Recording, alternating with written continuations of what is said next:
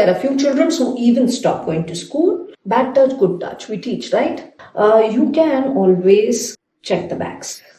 You have to check the bags. Children are discussing within the schools. Search the internet, you will see the photograph of Kamala is really horrifying. Like, you will also feel horrified about it.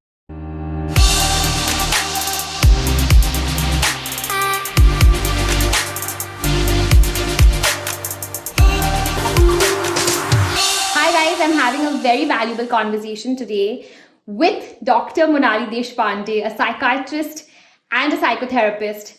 I'm exploring with her what is enough, how much is enough, a topic that is actually very dear to all of us as parents because we are constantly concerned with the battles, with the problems that we are facing regarding gaming, with addiction, with screen time. We actually don't know what is enough, what is right, whether we should let our children indulge in it or not. So I have with me Dr. Monali, who's going to help me explore these questions, sort of find solutions that might help all of us to take our kids forward, to lead them in the right direction. For parenting tips, celebrity interviews, recipes, conversations with experts, and lots more, subscribe to Ruchira Darda now. So Dr. Monali, thank you for joining me today. Thank you, Ruchira. Thank you so much. Pleasure is mine. It's actually all mine because as a young parent, I've really been struggling with what's right, what's not. I advocate not giving phones to children at a young age on my Instagram, to my followers, to my family, to my friends. Yeah. But secretly, I worry inside whether I am actually harming my own child since all his friends have the devices. All his classmates have devices. And he is one child who is actually complying, who's listening, who's following limits and boundaries. And I wonder, am I damaging this kid? So I want to pick your brain. I want to explore what is right, what's wrong, what's enough. I know I'm getting ahead of myself. I'm very excited because I was seeking these answers forever. So let's start at the beginning. Yeah. Gaming. Let's start from there because I think that's becoming a rage. We've been hearing in the news some very tragic incidents have taken place recently. Why is this becoming so addictive? Why is it so fascinating for our children? And why is it becoming a go-to entertainment for the kids? The first thing is, thank you for having me here. And I would congratulate you because you're a blessed mother if your child is compliant in this era. I am. Yeah. Now, why is this a rage and why is it has become so much of our life? This is because there are so many things that are happening in this world. The technological progress that has happened within these 10 to 15 years. Right. And we are unable to catch up as people along with it. Post-COVID, things have really gone worse, gone south, because I think COVID introduced the technology as a way out or as a thing that helped us to connect. Correct. After that, parenting has become difficult because schooling was online, tuitions were online, the safety of people around and every communication was online. So what happened was the thing that was not supposed to be introduced to certain age groups. That's true. Was introduced, and it was introduced as a necessity, and then it became normalcy, and then post-COVID, if you take it away, which was considered as normal, became a point of argument, became a point where parents started struggling. Correct. Now, is there a right answer to what age, when do we really introduce it? The big no is not before the child is 3 or 4 years of age. Okay. So when the child is very young, if you start introducing just for your convenience, when you are feeding him lunch or dinner, or because you are in a hurry, or you want to engage him when you are in the waiting room with the doctor. So I suppose all these convenient way outs are not to be given to children who are too young to really understand. True. And the answer that usually we get from parents is that Everything has come up there, and there are hardly any ways in which we can introduce educative material also to children, to which I would like them to really understand that even educative material has been there in hard copies, has been there in different ways in which you can engage by you being with them, introducing certain things from textbooks or maybe certain good books, and you don't have to make it easier for you. Correct. See, what is convenient and easy and common may not be correct. That is what I feel. Absolutely. So before 5, I don't think one should be really indulging into it. And then later, what do we really do is to introduce it in bits and pieces. But there has to be some regulation. Yeah.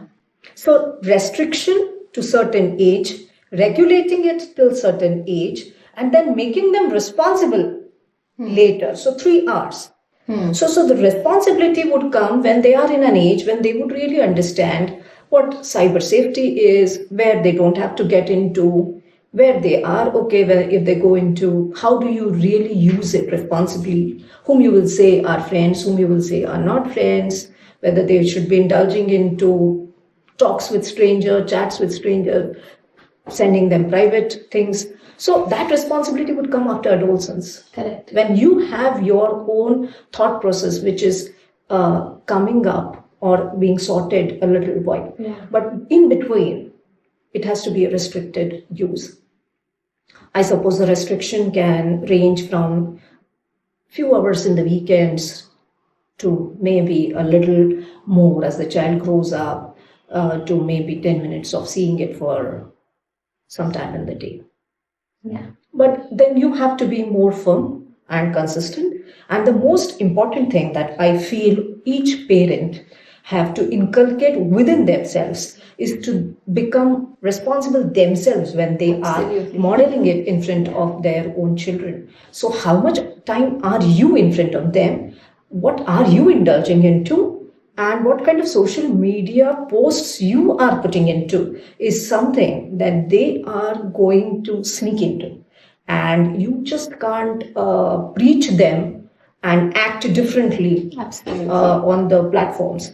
So I think if you can model yourself regarding responsibility and restriction and safe use, then I think children are going to learn out of it. Sure. Absolutely. And I really love the point of the 3 hours. Yes. And we're trying to practice this, but then we also fear that with peer pressure that's building up again, around our children. Yeah, I agree. And almost every child today has unlimited access, whether it's phones, whether it's iPads, laptops. I think when you name the gadget, children have it today. It's frightful for a parent because we also hear incidents of children acting out when they're denied. Yes. So how do we actually connect with our kids to stay sane? I mean, as a parent, the struggle is real. Yes. It's very easy to preach it, but it is a true struggle. It is a true worry. Yeah. How do I build my child to stay strong in the face of, so many children with so much access? Yeah. So basically, when it comes to parenting, I always feel parenting is more of an continuous involvement into the life of the child. Right. Now, why do I say that? My answer might look tangential at the start, but when I say involvement means physical involvement, mental involvement, and an actual emotional engagement in child's life. Right. Now, when I say that, you have to have a lot of time to see what is happening in child's life. You have to understand what are his issues that he faces in the school. Is he having some bullying or being targeted for not having certain things in his life? Or is he being mocked about it? Does he feel the pressure of it? Does he feel that he's deprived of it? Does he feel that jealousy also, that probably they have it, I don't have it, and has some misunderstandings about one's own parents? So communicating about all the issues, which could be emotional, in depth, and honestly also sharing your emotional problems associated with it. Correct. Yeah. And not probably only dictating certain things on the child is something that really helps children understand. Now, when my child was in school, till probably class 11th, till he did not go to Mumbai, I had not given him the mobile. Okay. So there were times when he would say that, okay, my rest of the friends are having it and I'm the one only who is not having it. And that kind of frustration or that kind of sharing did happen between us. So those are the moments when you actually communicate to them about your reservations, your concerns, your worries about what can really go wrong and why do you want the child to stay safe, and how there has to be a proper time when you are going to actually give it to him or her, whatever. So I think that kind of communication has to be there. Another important aspect which I feel parents have to bring in within themselves is a lot of patience when it comes to such issues which can really escalate to a different level in the house. Because there are people in the house also who are going to use it, because mobile is in everyone's hand. Correct. So it is not only about the peers, it is about the family members also using it. So then I think we are not going to get even in the relationships with people with under the pretext of the child and not play such games, but we are going to actually talk to the child and empower the child about things in the family also, in regards of what mobile can do to him. Absolutely. And you can do that only when you are around. So when working women who come to us, or even parents or mothers who have been home, they would say, when do I find time for myself then in that case? And what do I do about my own life? So we have to tell them that there has to be a time when you put yourself in the back seat until and unless your child is capable enough to become more responsible in his thinking. The moment he's in that stage, you can always catch up with your life. Correct. But if you are too ambitious in terms of your profession, and then you are trying to neglect this important aspect, then I always feel life comes full circle. So later you're going to pay in a very different manner. Correct. For what you have neglected, and that won't be worth it. Absolutely. So the time that one has to invest, the emotional involvement that one has to have in the kid has to be there. There is no other answer. There's no other way And out. actually what you're saying, I've totally validated that, because this idea of self-love has become selfish as well. It's being more of a misread. self-indulgence. Self-indulgence. It's being misread. It's not being understood. And everybody's talking about, what about my life, my freedom? Yes. And not really creating the balance. I mean, everybody needs their my time and me time, but yes, as young children, they need more of us. Yes. And in fact, I would like to highlight even another thing, that parents also feel the time they are with kids has to be totally productive and structured. So when we are with our children, we are constantly pressurizing, homework karo, ye karo, do this, do that. And then that connection is never happening. Yes. They always misinterpret that time together is to do things. Do things and create some super human being out of a beautiful soul. So I think you are trying to create more of robotic individuals. Correct. Who are nice emotional beings whom you can actually nurture and celebrate. Yeah. But I think India is still a little behind on this thought process of allowing the child to just flourish as an individual with own capacities, own desires, and this rat race of marks and goals needs to sort of settle down. I want to bring you back to gaming only because I think today's my main concern is that this is like my son is indulging in Fortnite. All his friends play. The younger one is following the footsteps of the older one, and then there's Nintendo, and there are so many different games and all of it which we as parents are alien to because we never played it. And being a girl, I think I anyways was not interested in all of these games. So it's becoming like a huge gap. Right. And children come to us and say, you don't get it. This is important. All my friends are doing it. This is something I need to indulge in. As a parent, if you take a stand, then what is the stand? Like, how many minutes is good enough? And when does it cross the line of being an addiction and becoming something more serious? We would call gaming as an addiction, or for that matter, using your mobile more than 3 hours as an addiction. 3 hours. 3 hours. Okay. And if see, when we would call an addiction is when you can't do without it. You're becoming restless. Or maybe even if you're doing something else, the internal dialogue is regarding the same thing. Right? And you're increasing the time. Then you call it an addiction. Okay. So today, if I was playing for 3 hours, tomorrow I'm making it for 3.5, and by the month end, I'm already into 5. And then if my mother is stopping me, I'm yelling at her, and then I can't do without it. I get very restless. So then we call it an addiction. Okay. But anything beyond 3, we would definitely be worried. Right. Including any screen in general. We would be worried. Yeah. Now, when do we say that it is affecting a child's life is when the child is not doing what he's supposed to do in life and is only thinking about those things. Like the moment he comes back home, because you are going to push him to the school.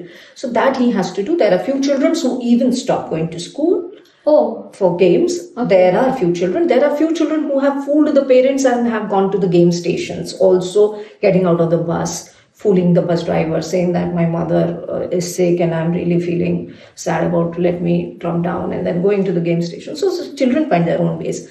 Any which ways. So if the child coming home is thinking about it, immediately gets into any kind of gaming or stuff, you need to be worried about it. When and what is the enough time to play? Now see, what has happened is there are different games wherein you work as a team, you go in online, and then you have to win something. As a team, you have to win. So until that moment of time, children would not want you to disturb them. They would not want to withdraw also. Because your presence there, the other team is dependent on you. Right? Yeah. So you're working together. So naturally, they would fight it off that, okay, this can't be done. So, but usually we suggest, see, the problem is these online games are being played between kids of different countries. Correct. And there are a few games wherein people from US, and so children have started staying awake and then they play in the night, which is really hampering their health. Correct. So we have to be very sure of what the child is playing, what kind of game it has to be. And though we are technologically backward, I think we have to move ahead and learn certain things for our own self. Like maybe even if you do not want to become an Instagram follower, you will have to open an account to follow your child and find out what is happening in his or her life. Similarly, as far as gaming is concerned, we should at least be aware of what really things are. Correct. Are these violent games? Recently in India, the new game has come up known as, I think, Kamla. Okay. And the Kamla is a game wherein Kamla is a ghost, a very witchy ghost. Now you have to save yourself from Kamla, and it is a very horrifying game actually. Now there have been children who are coming to us who are really scared because of this Kamla game. Of course. And then they're getting into sleepless night, they're getting very anxious, they are having bedwetting and stuff like that. Now this has been recently launched. So all over India, we psychiatrists have been discussing about Kamla, and if you really search the internet, you will see the photograph of Kamla is really horrifying. Like you will also feel horrified about it. So children of these ages are playing such games. So at least we should be aware. Correct. Whether it is violent, whether it is horrifying, or whether it is something which is demanding some money or certain aspects of it also. So children have become very intelligent to hack your bank aspects and then probably use the money also then. So what the child is doing. So we always suggest, instead of giving them mobiles or tabs or laptops, it is always better to have a desktop. Yeah. And that advocate too, that as well. in such a manner, in such a room where you can keep walking and spying on the child. Spying is a little harsh word, but okay, spying on the Keeping child, an so eye, keeping an eye, so that whatever you are seeing on the screen, and you know what time he's playing, what he is playing. Yeah. I think maybe once in a weekend, 1 or 2 hours of play is fine. If the child is elder enough and knows his responsibility, has completed his work in the day, half an hour or 1 hour in the time it should be okay, until and unless he's sleeping properly, getting up, going to school, doing his things, and is not getting irritable, is not getting aggressive, is okay in communication. I think then it's all okay. All okay. I think if I was to tie together everything you said, it again boils down to the same thing of involvement of the parent. Yeah. And another topic that you touched upon is actually this whole idea of privacy of the child. It has become a very prevalent conversation. And I did a video on this saying, what privacy? Like if my phone is on the table, my child just picks it up and makes a call if he has to, or, accesses my messages as well. I follow the exact same principle. If the child is using a device, if he's on the phone or he's on, playing a game, I have the same freedom. Yeah. So I said, why don't we keep this relationship fluid? But there's the other side of what about an individual's privacy? Do you advocate children's privacy in this matter? I will not, until he's an adult. I'm getting my validation, so I know my kids are going to be like, this wasn't a good conversation. I will not, because I suggest more than individualization, I feel the trust in each other's, understanding of things. And knowing that one is really not going to get into a personal space, but yet trusting the other one. Yeah. See, we are not people who are unnecessarily going to get into your personal space and make comments. We know where to draw our boundaries as adults. But I think until the child is more responsible enough to actually take care of himself or herself as an adult, I think we have to have that presence, a gracious presence, though knowing our boundaries. Absolutely. I completely agree. And parenting with purpose is something I advocate, that you are a parent, don't actually put so much burden of responsibility and taking the perfect decisions on children. They're still children. Yeah. And there's so many moments of temptation, excitement. Yeah. They also don't know right now how to regulate even these kind of emotions. So our role becomes even more intense. Yes. Absolutely. So I think we've established gaming can become addiction if it goes above 3 hours, but there is also other types of addictions. It's okay if they are almost winning. Then I would give them a leeway. Oh, they always take the leeway. So I'll give a leeway a little and not immediately label. See, it has to be understood in spirit. So if you, as I said, can't do without it, becoming restless, becoming aggressive, fighting over it, not studying, not ready to go to school, then of course it is an addiction. Correct, yeah. I had a parent I was counseling, and she shared that her child has gaming addiction, all of it. And then as I kept exploring further, so I realized the child is only playing for about 40 to 60 minutes a day. So I said, what about diet? Good. Sleep? Good. Goes to play, goes to classes. Topper in the class, handwriting kharab hai. So I said, then what is the problem? He's not actually an addict, you know. Exactly. I said, no, but सब लोग बोलते हैं कि 10-15 minute ही खेलना चाहिए बच्चों को, तो इसको addiction हो गया है. So there's a misinterpretation as well. Yeah. So I mean, I think I'm good. I've set a 45-minute time limit for my children, and I know that they will push it a little bit. So I'm flexible to about an hour and 15 minutes. Yeah.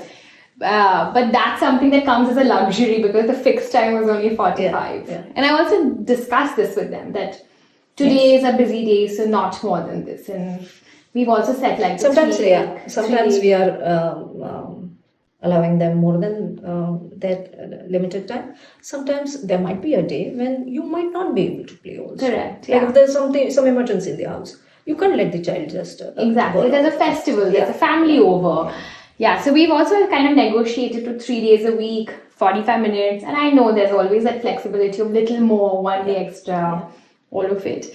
We were discussing before we started this conversation about other addictions and becoming so commonly easily available in India. Yes.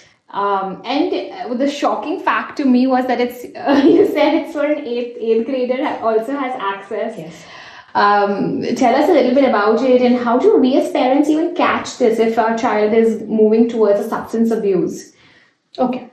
So if the child is becoming, so as an observant parent, or you can say a careful, vigilant parent, if you see the changes in behavior in terms of the child becoming irritable, not really sleeping well, not eating well, restless, probably becoming very silent, demotivated, not ready to do whatever, loss of energy, and you see that he's not the one you were seeing before some time, then I think you have to have your antennas open. Can I interrupt you? Can someone confuse these signs with puberty, because it would be the same time, right? And the more the risk with addiction also during that time. Right. So yes, but I think as an observant parent, you can always talk to the child. You can seek professional help to find out. You can always check the bags. You have to check the bags. But would they be carrying it around when they know it's obviously not allowed? And it's sometimes they are not very careful about it. Okay. So you can definitely check the bags. You can also find out what kind of friends are they moving With around. company. Are they asking for more money? But you said it's only ₹50 for some of them, like inhalants and yeah, some kind of cannabis. But at the same time, he will keep asking you, right? Because he will have to increase it. Sometimes he's going to buy for the friends also. So he will keep asking you for it. right. So you have to look into all these things, and the change in behavior definitely comes in. Because if he has got a specific time when he's going to have it with friends or probably in his room, then probably if you are keeping him along with you and communicating about something, he would become restless, he would want to go in the room. Such kind of small, subtle kind of observations. Visit the bathrooms. Find out whether you smell anything differently out there. Oh, it smells different. It smells different. So find out that.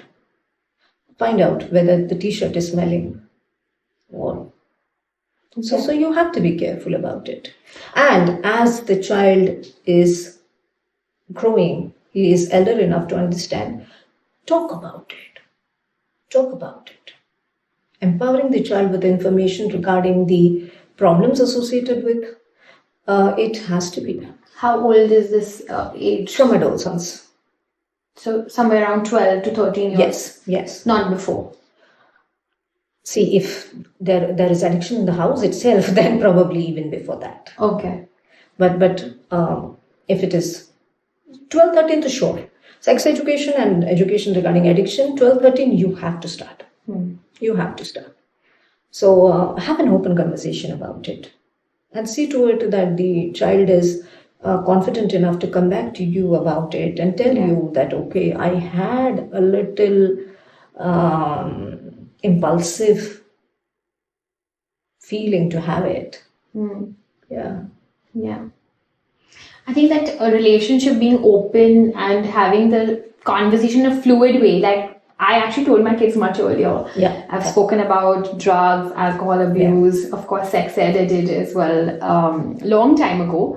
And we discuss this quite often, especially when we have news related to children. Yes. But I do worry that maybe they're too young and does it, stress them internally. But I also felt that if you're not going to stress them, they are going to stress themselves by reading it through the internet. Because they see, of course. Because the information is there and the children are discussing within the schools.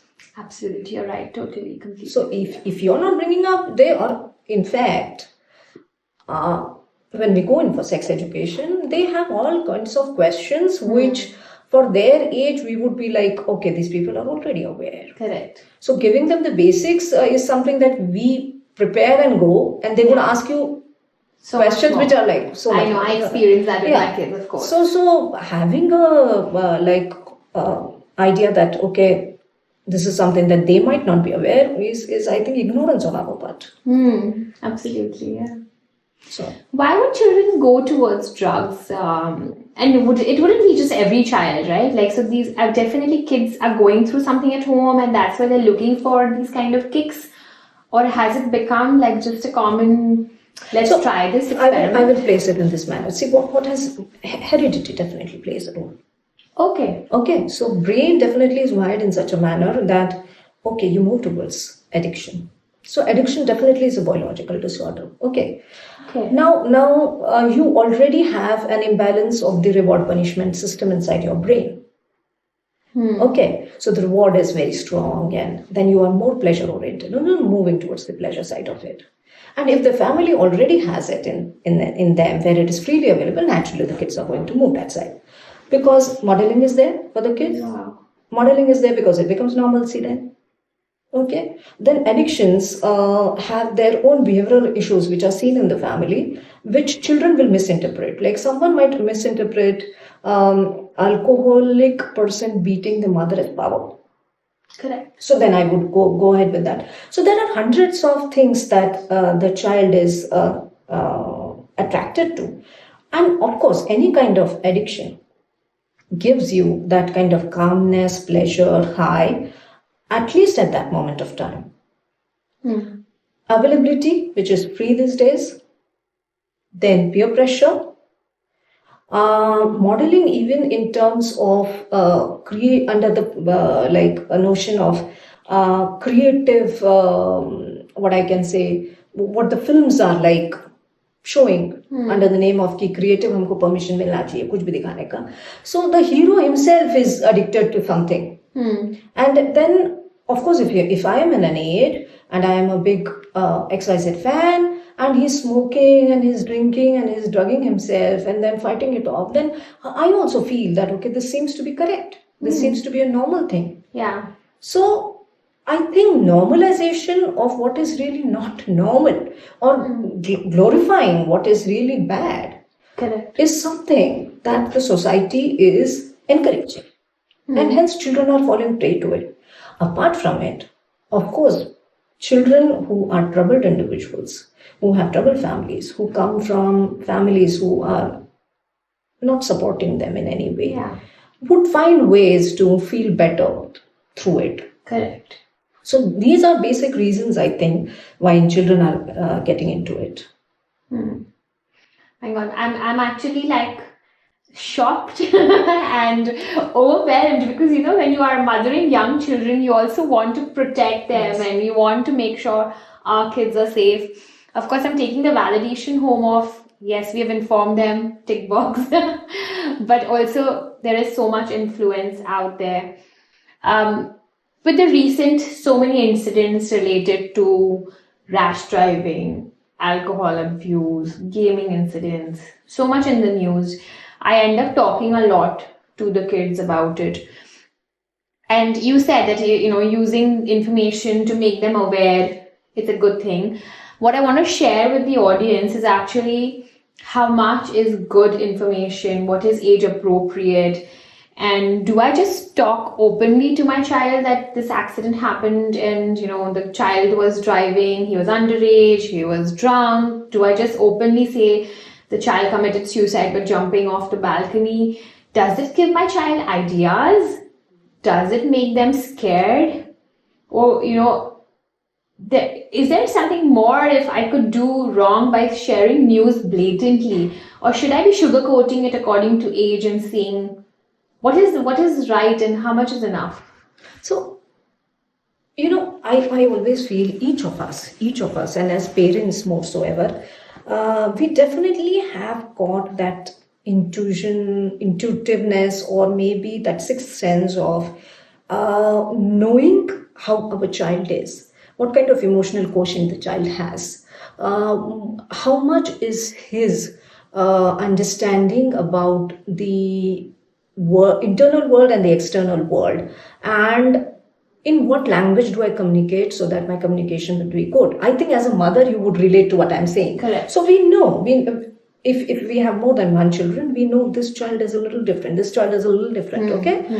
Now I think this understanding should be the guiding force to really communicate to the child. Sure. Now, when we communicate, we definitely communicate in an age-appropriate manner, because I think the amount of brain development to really understand the complexities of the topic that you're bringing up is limited in certain age. Absolutely. So probably in an adolescent age and further, when the understanding is different, when the exposure is different, when the information coming to you can come through different areas of life, I think that is the real time when the communication has to be open.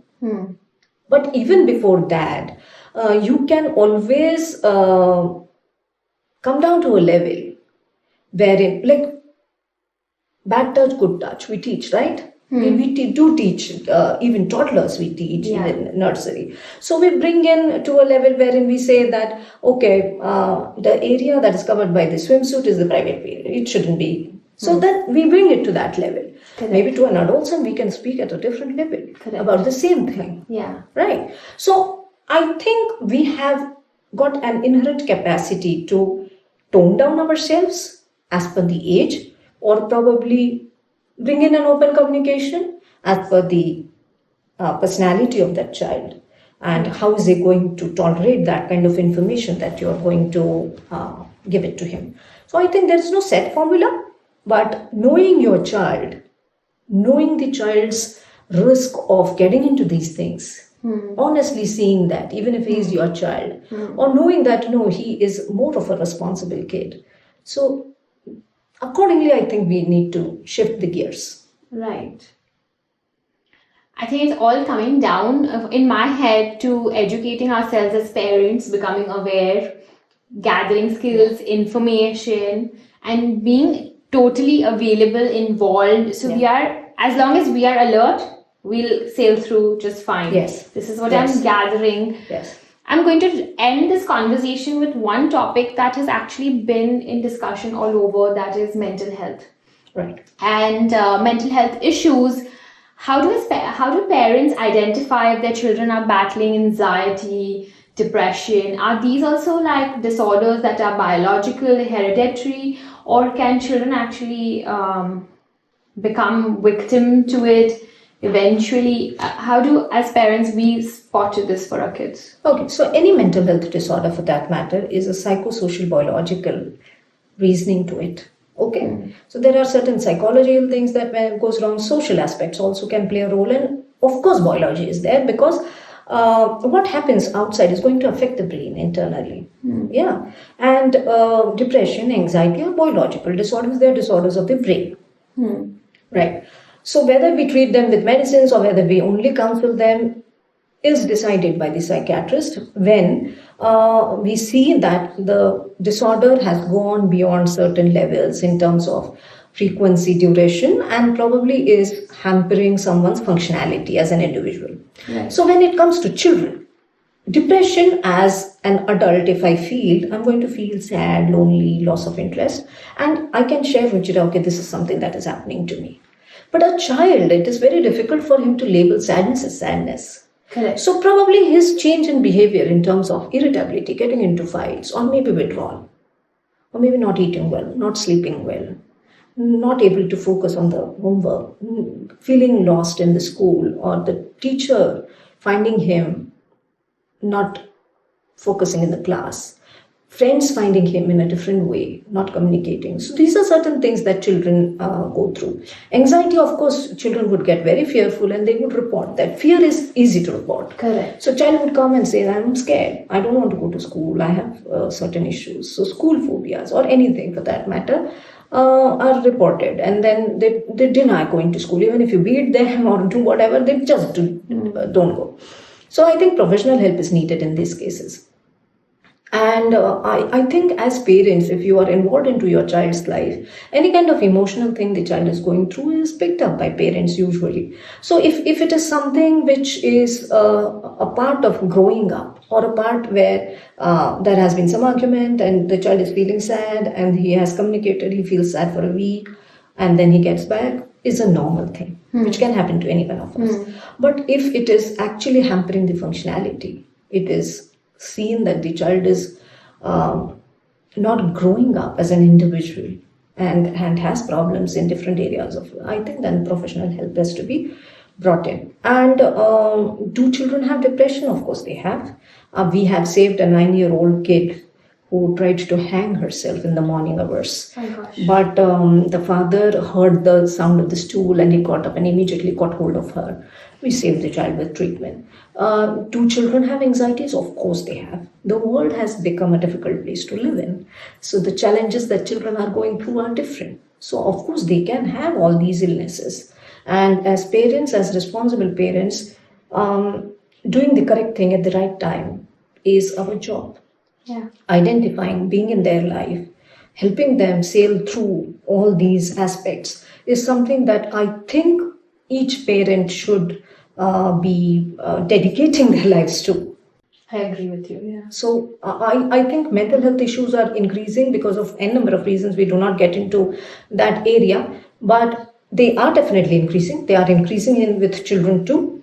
And seeking professional help, be it for counseling, be it psychotherapy, or be it medical treatment, is no harm. Your children would be saved and they would grow better as individuals once you do that. Yeah. And actually, we brought out a very valid point, because in India, I think we still see counseling as a taboo and going to a psychiatrist as a taboo. And we try to battle it out saying, nahi, hamara bachcha theek hai, hum theek hai. Whether it's marriage, it's us. We want to avoid.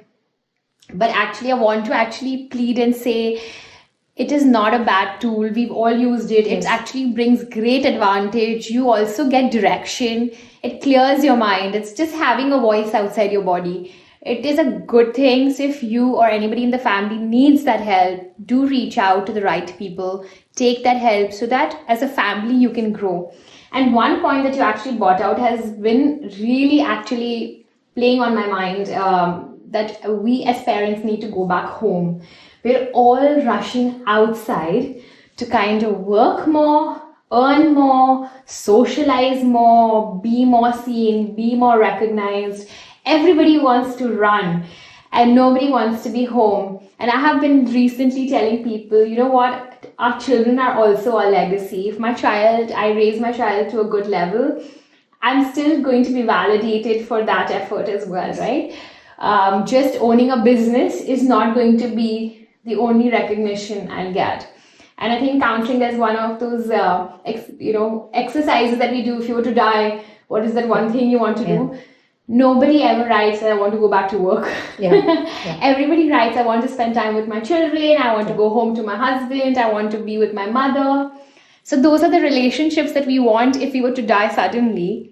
And while we live, we are on the run and not available. I think a lot of learning, lots of eye-opening facts I got today. And I'm sure all of you have also picked up things of great value. This conversation is actually truly valuable in the sense of do hear it over and over again. Remind yourself to stay connected with your children, to be alert, to be aware, be involved in their lives, whether it's through their devices, through actual communication, through interaction, through actual activities. You have to do it all because your children are your legacy. They are taking you forward. And like you started with that sentence, either you do it today or you're going to do it in a harsher way later. So why not enjoy the journey with your kids? Thank you, Dr. Monali. Yes. One last thing to all the audience. If you really want to know how you are as a parent, I think the certificate has to come from the kid. Absolutely. And parenting is all about holding on to till the end. Absolutely. Yes. Thank you. Thank you so much. I'm going to use that line. Parenting is about holding on to the end. For more valuable conversations like this, do follow our channel. Like, share, subscribe to this episode as well, and share it with lots of people so every parent actually hears what they need to do with their kids and they can help them stay away from addiction, whether it's gaming, screen time, or actually substance abuse. Let's protect our kids. Let's get together. Share it wholeheartedly.